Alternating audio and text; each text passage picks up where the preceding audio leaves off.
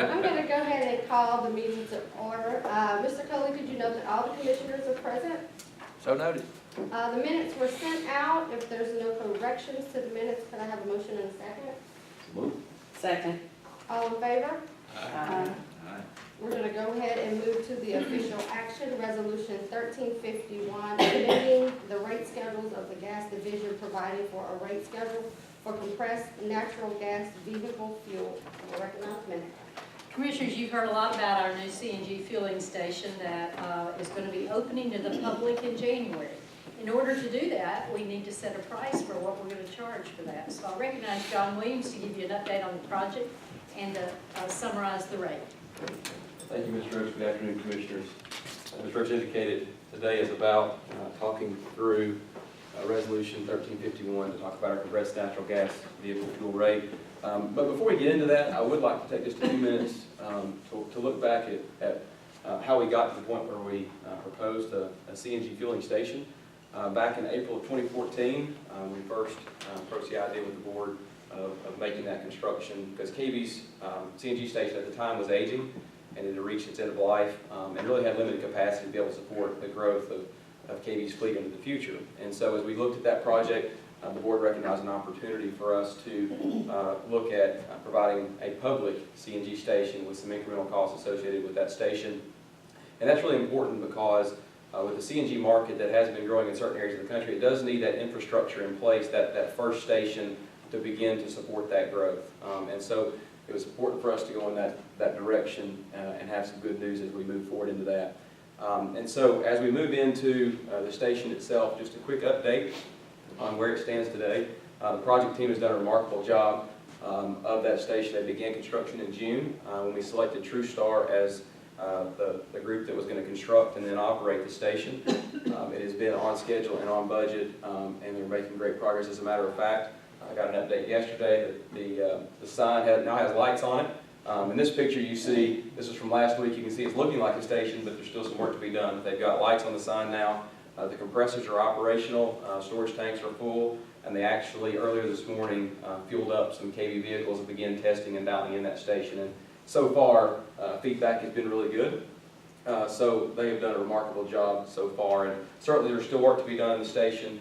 As Mr. Roach indicated, we hope to open that in January for the public, but really begin fueling KV's fleet in December as we're ready for that point in time. And just as a reminder, this station is adjacent to our Hoskins campus on Middlebrook, it's on 3rd Creek Road, just to the west of the Middlebrook property there.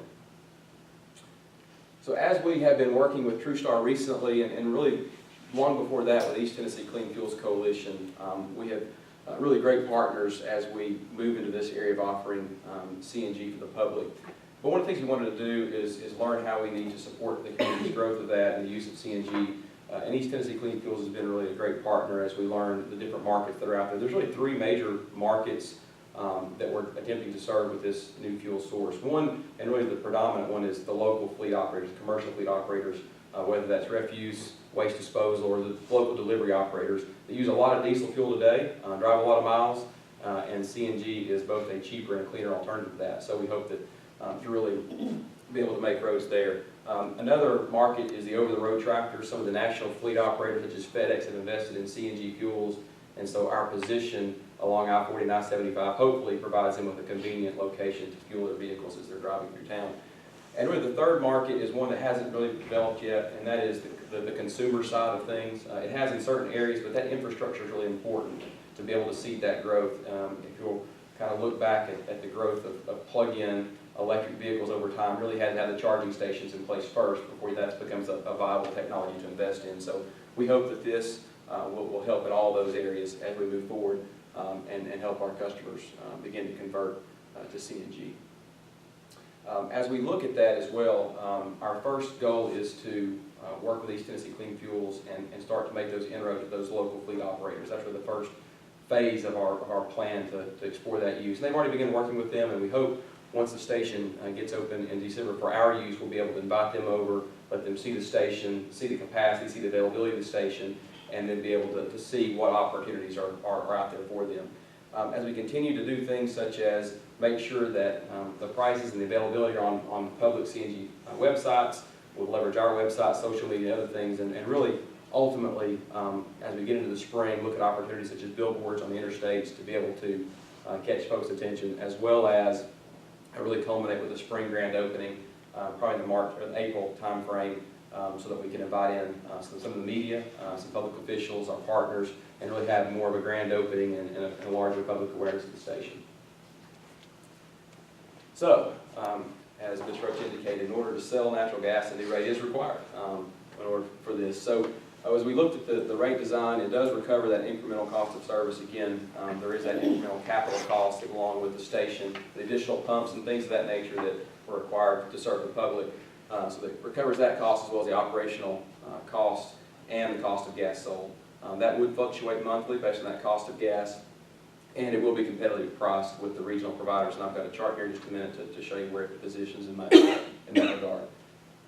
So as you look at the CNGV rate, a little bit more detailed, Resolution 1351 really is that base rate that will be established that does include that incremental capital cost recovery, operations, and the cost of gas.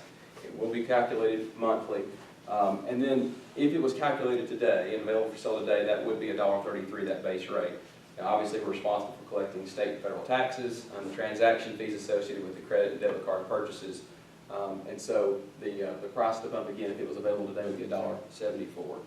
Also in Resolution 1351 is the allowance for us to offer discount pricing for large fleet commercial customers if they were to commit higher volumes of use. And that's a tiered schedule that begins with 2,500 gasoline gallon equivalents and moves there with further discounts as those volumes committed rise. So as we look at how that $1.74 pump price compares with others across the state, and just for reference, there's about a dozen or so public CNG stations across the state of Tennessee. These just happen to be some of the more local or recognizable areas across the interstate system. So if a over-the-road tractor were to drive through the state of Tennessee, as they see our prices, they're starting to be familiar with those they're seeing in other cities along their route, which we think is important. But really, what's more important than that is how it compares with gasoline or diesel. And it truly is a cheaper and cleaner alternative. And a lot of times you are comparing it with that diesel fuel. And so as you can see, having a 35-cent reduction in the price per gallon is meaningful. When you're driving thousands of miles, as a lot of these local fleets are, that becomes a meaningful difference. In addition to that, natural gas vehicles produce about 15 to 25% less greenhouse gases than their diesel or gasoline counterparts, and about 90% less carbon monoxide emissions. And that's really significant for the air. And over the last few weeks, we all know how important air quality has been, and certainly anything we can do to promote that is very important. So we feel like this also positions that fuel in a competitive space, and we hope that the local fleet operators find the same level of attractiveness with this fuel as we have as we've invested in KB's own fleet. So that being said, Resolution 1351 adopts the CNGV rate schedule of the Natural Gas Division that will be calculated monthly and available no later than the 5th business day of the month. It is for first reading today, and if approved, would be brought back for your consideration in December. And if approved then, it will be available January in time for the opening of Knoxville's first CNG station. Any questions? Yes, sir. Three quick ones. This is really ignorant, but when compressed natural gas comes out of the pump, is it liquid or is it gas? It's gas. So it's gas. Basically what it does is it just takes the normal gas out of the pipeline. We have very large compressors that just compress it, compact it down, and it injects it into the system. But it is a gas. And so what unit? It doesn't go in gallons then. What unit? It comes from therms, and there's an equivalent that gets it into a gasoline gallon equivalent. So that 174 was. It's a gasoline gallon equivalent converted from therms. Yes. All right. Second, are we going to brand it as KUB or TrueStar? KUB. All right. And third, will we recover the capital costs through the unit cost, through the per gallon cost, or is that Yes. something we're doing? Okay. Yes. Yeah, that's part of the yes. There's an incremental capital cost that we attributed. So as we built the station, overall the majority, kind of high level, about 80-20 split, 80% being KUB, 20% for the public. We were able to get some specific capital costs on things such as the pumps. When we knew those were dedicated to the public, and we accounted for those, but that's all accounted in that base rate recovery. Thank you. You're welcome. Yes, ma'am. Ladies first, go ahead. Back to that slide where you had all the, where we were, Nashville. How long have they had their stations, and have they expanded from one to another? And do we anticipate or expect expansion of the facility just built? That's a wonderful question. I wish I had a really good answer on the expansion part. What I can tell you, though, is that these stations have existed longer than ours, obviously. Memphis was one of the first ones that has, and Memphis has actually got a really good story. Not all of them have this good of a story. Do I know? They're the cheapest and they're the oldest. They have, they're right on the pipeline, which helps with their cost of gas. One thing too that Memphis was able to achieve that we hope to is they were able to attract that local fleet operator. Inland Waste, large refuse company in Memphis, decided to transition their entire fleet to CNG. And so in doing so, they landed a very big and important customer very, very quickly, and that's helped obviously with their community and improving the air quality there as well. So that was a big story. All of these have been around for quite some time. I don't know the exact time frame. Memphis is the only one that I know of that's expanded. And part of that is Memphis's, the way that they do their operations. They've got such a large service territory and they have natural gas vehicles themselves. They have positioned stations strategically so that they can fuel themselves, and they also leverage off that to serve the public. But what Memphis has also seen with Inland Waste in particular is as they were transitioning their fleet, it was important to have those stations. But once their fleet got to a certain size, they actually began fueling most of their vehicles behind their own gas meter. They built their own essential time fill stations behind their meter and are transitioning over to that as well. As far as the growth for us, I hope we're able to attract some local fleets that would help us to do that. But certainly right now, our main goal is to provide that initial base infrastructure and start to educate the community on the benefits of compressed natural gas. John, this may be a premature question. As it relates to the credit card, will we be able to accept the WEX GSA card? I'm not sure the detail. I can get you an answer to that. There's two different ways, as I understand it, that we can transact through that pump. There is actually a fleet card that we can issue. So if there's a large fleet operator, we can issue them a card specifically to that's able to work throughout that system, or able to bill them appropriately and all those sort of things. For others, I am aware it would accept normal credit debit cards as you would expect it at any pump today. But I'm not sure the exact answer to your question, so I can find that out for you. Yeah, because some of the pumps now like accept the WEX card, but it's a huge fleet though, GSA. Okay. So maybe consider looking into that. Absolutely. Yeah, we'll take a look at that and make sure that we can serve that. Another question. Yes, ma'am. Would we build one of these for somebody at the edge of, I mean, it doesn't have to be just for current gas customers, it can be for, I mean, anybody in the region that would want it. Certainly. I think in our particular case, we actually leverage TrueStar. There are several companies that bid on this project that actually build those stations. And so they built it on our behalf and will operate it on our behalf. And they've done that in different places throughout the country. And there's several other companies that would do that. So if there was a market that wanted one, they have probably the most. They would go to them instead of us. I see. As an example, the city got a grant to help support them buying a vehicle. I think it was a dump truck or something. They're right down from us on Rain Street, right down Middlebrook. They're going to use this fueling station for a while, and as they grow their fleet, they may eventually want their own station on their own property at Rain Street.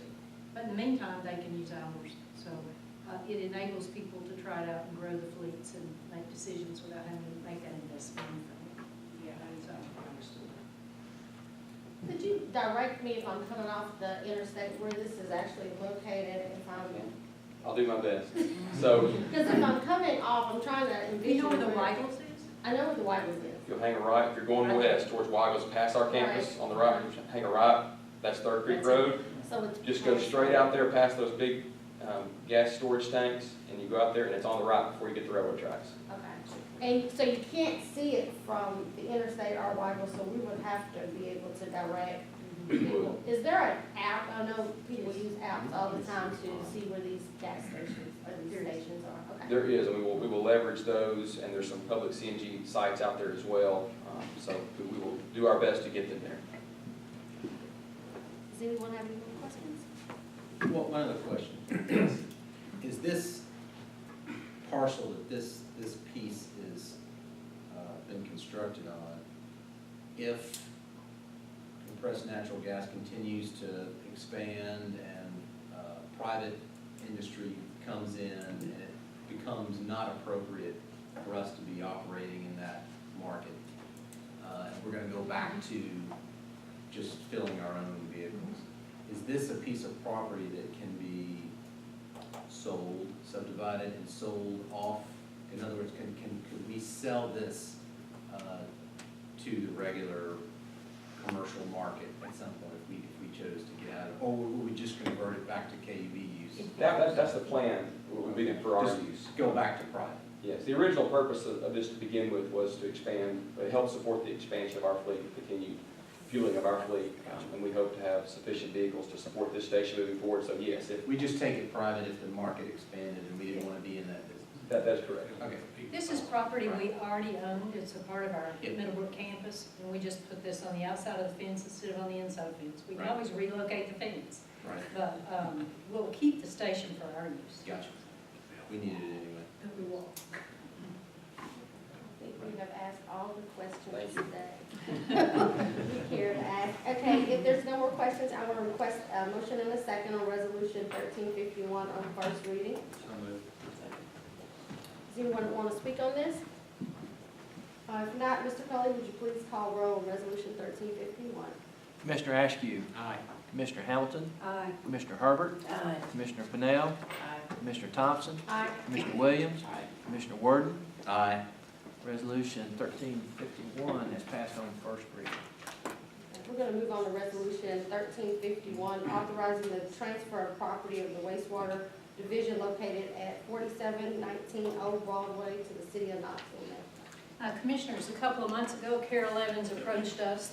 The Legacy Parks Foundation wants to do a new trail off Broadway, and we have some property there that is a location of an underground storage tank, and they need parking. So she approached us about the excess property that was there, and I'm going to recognize Julie Childers to tell you what they need and what we can accommodate.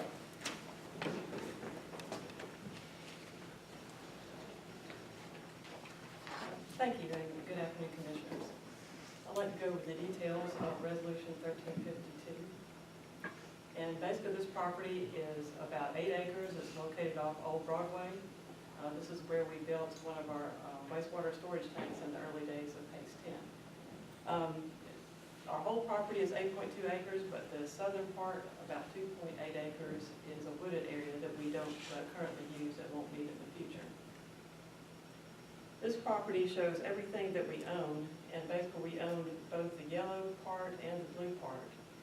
The yellow shows the outline of our storage facility, and the green lines are our sewer lines that crisscross the property.